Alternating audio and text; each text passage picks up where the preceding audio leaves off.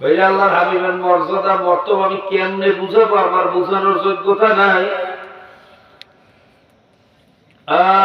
ভাইরা বেহেশতের ভিতরে ফি মাকআদি সিদকিন ইনদা মালিকিন মুকতাদির, বেহেশতের ভিতরে মাকআদে সিদক নামক একটা জায়গা হবে।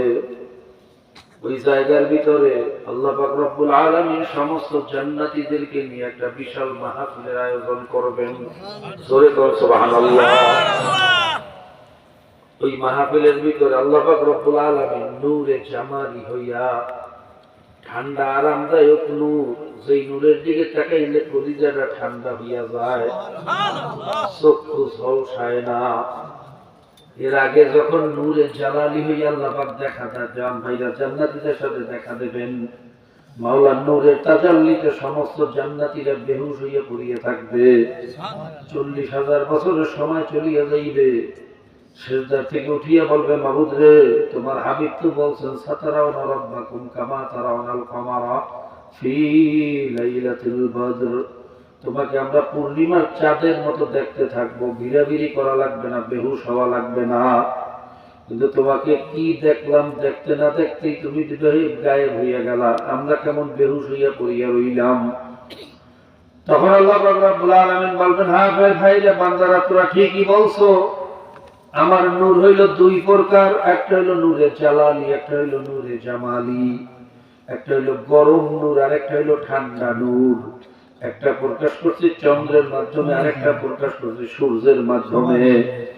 আমার নূরে জালালি সহ্য করার ক্ষমতা দুনিয়ার কোন মানুষের নাই। আয় এবার আমি তোদেরকে নূরে জামালি হইয়া দেখা দেব। এই কথা বলি ওই মাকআদে সিদক নামক জায়গায় সবাই নিয়ে যাইবেন, বিশাল এক মাহফিলের আয়োজন করবেন। একটা স্টেজ থাকবে, 1 লক্ষ বা 2 লক্ষ 24,000 পয়গাম্বর স্টেজের ভিতরে বিশিষ্ট মেহমান হিসেবে উপস্থিত থাকবেন। জোরে বলুন সুবহানাল্লাহ। কিন্তু স্টেজের ভিতরে চেয়ার থাকবে মাত্র 2টা, একটা হইল সভাপতির জন্য, আর একটা হইল প্রধান অতিথির জন্য। সভাপতিত্ব করবে আমার মাওলা লা ইলাহা ইল্লাল্লাহ, আর প্রধান অতিথি হইবেন আমার নবী মুহাম্মাদুর রাসূলুল্লাহ।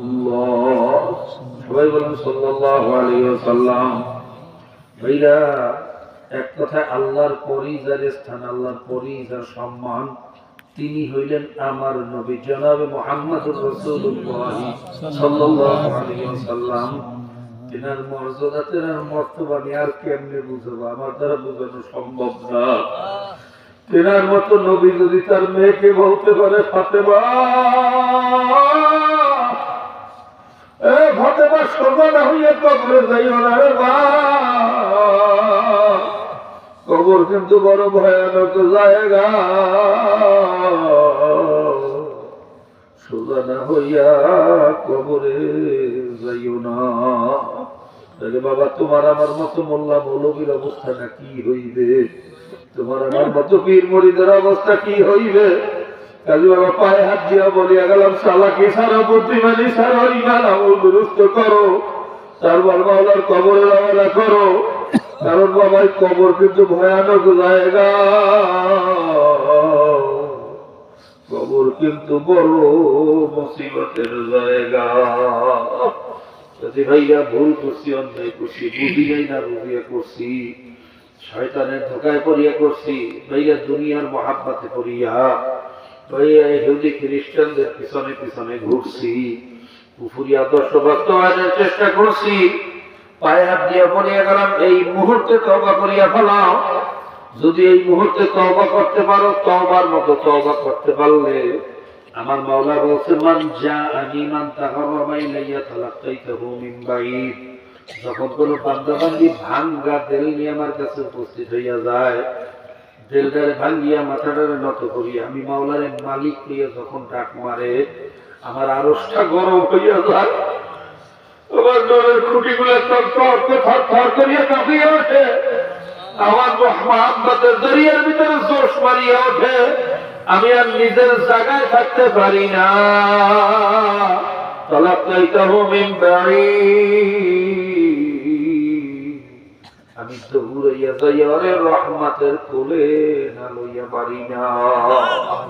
ভাই আমার মাওলার যে কত বড় দয়া আর বুঝাইয়া বলার যোগ্যতা আমার নাই। আল্লাহ তুমি সবাইকে তওবা করার তৌফিক দিয়া দাও। কারুনের নাম তো আপনারা সবাই শুনছেন, বড় মুজরিম ছিল, এমন কোন গুনাহ নাই ওই খবিসে করতো না। তার সবচেয়ে বড় একটা অপরাধ ছিল মুসা আলাইহিস সালামের শরীয়তের বিরোধিতা তো করছে, যাকাতকে অস্বীকার করছে, এমনকি নবী মুসার বিরুদ্ধে জিনার তহমত লাগাইছে।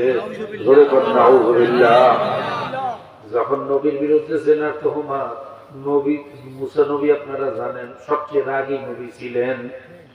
এত রাগওয়ালা মানুষ মনে হয় পৃথিবীতে দ্বিতীয় কাউকে আল্লাহ বানান নাই। তিনি যখন রাগ হইতেন সমস্ত শরীরের পশম দাঁড়াইয়া যাইত, চুলগুলা দাঁড়াইয়া পাগড়ি ফাঁক দিয়ে বাইর হইয়া যাইত, চেহারা লাল হইয়া যাইত, চোখের দিকে তাকানো যাইত না, মানুষ বেহুশ হইয়া ভয়ে দৌড়িয়া পালাইত। যখন তার বিরুদ্ধে জিনার তহমত লাগাইছে, মুসা আলাইহিস সালাম রাগে থরথর করে কাঁপতেছেন, চেহারা লাল হইয়া গেছে। এক পর্যায়ে সেজদায় বলিয়া মাওলার কাছে কান্দে, মালিক আমি কি অন্যায় করলাম, কি অপরাধ করলাম জানি না, কারণ কেন আমার বিরুদ্ধে এত বড় মিথ্যা তহমত লাগাইছে, আমি এখন মানুষের সামনে লজ্জায় কেমনে মুখ দেখাবো, আমি বাইরে হইতে আমার লজ্জা লাগে। মালিক তোমার কাছে বিচার দিলাম, আর ফয়সালা তুমি করো। আল্লাহ পাক রব্বুল আলামিন মুসা আলাইহিস সালামের কান্নায় তার আরশ গরম হইয়া গেছে। আল্লাহ পাক রব্বুল আলামিন বলেন, হে মুসা তুমি সিজদা থেকে ওঠো, তোমার কান্না আমি সইতে পারি না, যাও জমিন তোমার তাবে করিয়া দিলাম, তুমি এখন যা হুকুম করবা তাই হইবে, তুমি কারণের বিচার করো, কোনো অসুবিধা নাই। ওই যে অনুমতি পাওয়ার পরে মুসা আলাইহিস সালাম সিজদা থেকে মাথা উঠাইছেন, রাগে থরথর করে কাঁপতেছেন। এক পর্যায়ে জমিনকে হুকুম দিলেন, হে জমিন এই কপাল পরা কারণ কোথায় আছে, একটা শিবরে ধরিয়া জমিনের নিচে ঢুকাইয়া দাও। হুকুম করার সঙ্গে সঙ্গে জমিন খাটো হইয়া গেছে, কারণ সামনে উপস্থিত, হাঁটু পর্যন্ত জমিনের নিচে ঢুকিয়া গেছে। ভাইয়া কারণ উপায়ন্তর না দেখিয়ে বলতেছে, মুসা আমার ভুল হইয়া গেছে, আমাকে মাফ করিয়া দাও। মুসা আলাইহিস সালাম মাফ তো করলেনই না, বরঞ্চ জমিনকে আবার বলেন, এ জমিন পরে আরো নিচে নিয়ে যাও, মাজা পর্যন্ত ঢুকিয়া গেছে। কারণ বলে, নবী মুসা আমাকে মাফ করিয়া দাও। নবী মুসা বলেন, এ জমিন আরো নিচের দিকে নিয়ে যাও। এইভাবে যাইতে যাইতে যাইতে যাইতে মাথা পর্যন্ত জমিনের নিচে ঢুকিয়া গেছে। এটা তফসিলের ভিতরে আসছে, কপাল পোড়া কিয়ামত পর্যন্ত শুধু নিচের দিকেই যাইতে থাকবে। ধরে কন নাউযুবিল্লাহ। আর আযাব দুনিয়া থেকেই শুরু হইয়া গেছে। ভাইয়া শাস্তির উপযুক্ত ছিল, কোনো সন্দেহ নাই। এরকম শাস্তি পাওয়ার মতো অনেক অপরাধী কপাল পোড়ায় করছে, কিন্তু আহকামুল হাকিমিন রব্বুল আলামিন আমার মাওলা কি বলতে আছেন। আমার মাওলা ডাক দিয়ে বলেন, ওয়াইজ্জাতি লাবিস্তাগা সাবিলা গাসতুহু, হে নবী মুসা তুমি জানিয়ে রাখো, কারণ তোমার কাছে বারবার ক্ষমা চাইছে, একবার ক্ষমা করতে পারো না। আমার ইজ্জতের কসম খাইয়া বলছি, একবার যদি আমার কাছে বলতে পারি, মালিক তুমি আমাকে মাফ করিয়া দাও, ও নবী মুসা আমার ইজ্জতের কসম, আমি আর জমিনের নিচের থেকে টানিয়া উপরে দাঁড়া না করাইয়া পারতাম না। আমি তওবা করলে ওলা বান্দা বান্দিরে খালি হাতে ফিরাইতে পারি না রে মুসা। মুসা আমি বড় দয়ার মাওলা, আমি বড় মায়ার মাওলা। আমার কাছে যখন বান্দা বান্দি তওবা শুরু করিয়া দেয়, আমার আরশটা গরম হইয়া যায়, আবার তখন রাগের উপরে আমার রহমত প্রধান্য হইয়া যায়। বাবা আজকে জীবনের শেষ তওবা মনে করে একটু তওবা করেন, কারণ এই মজলিস থেকে বাড়ি যাইতে পারবো কিনা আপনিও জানেন না, আমিও জানি না। এই রাত্রটা আপনার আমার উপর থেকে যায় না না যায়, এই কথা বলার ক্ষমতা দুনিয়ার কোনো মানুষের নাই। আজরাইল কিন্তু প্রত্যেকের পিছনে হাত পাইতে খালি দারোগার মতো হ্যান্ডকাপ লইয়া ঘোরে। মালিকের একটু হুকুমের অপেক্ষা আছে, হুকুম পাওয়ার সঙ্গে সঙ্গে যখন খপ করিয়া থাবাটা মারবে, বাবা কলিজার রগগুলো সিরিয়া সিরিয়া টানিয়া টানিয়া গান্ডা কবজ করিয়া লইয়া যাইবে। দুনিয়ার সমস্ত ডাক্তার কবিরাজ ইঞ্জেকশন আর সেলাইন নিয়ে বোকার মতো দাঁড়াইয়া থাকবে, রাখতে কিন্তু পারবে না। এরকম মজলিস আবার পাবো, আবার তওবা করবো, অনেক দূরের কথা। এখানে অনেক হক্কানি ওলামায়ে কেরাম আছেন, অনেক সাদা দাড়িওয়ালারা আছেন, যারা কান্না শুরু করলে আমার মাথার লজ্জা পায়, আরো গরম হইয়া যায়। অনেক বেগুড়া তলে বেলে আছে, যাদের পায়ের নিচে ফেরেশতারা নূরের পর লইয়া দৌড়ায়। পর্দারা হলে এমন মাওলার প্রিয় বান্দিরা আছে, বাবা যারা কান্না শুরু করলে আমার মাওলা সইতে পারে না। এরকম মজলিস আর কোনদিন নসিবে আছে না নাই, আপনিও জানেন না, আমিও জানি না।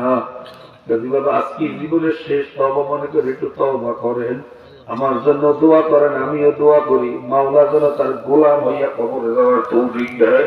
আল্লাহুম্মা আমিন।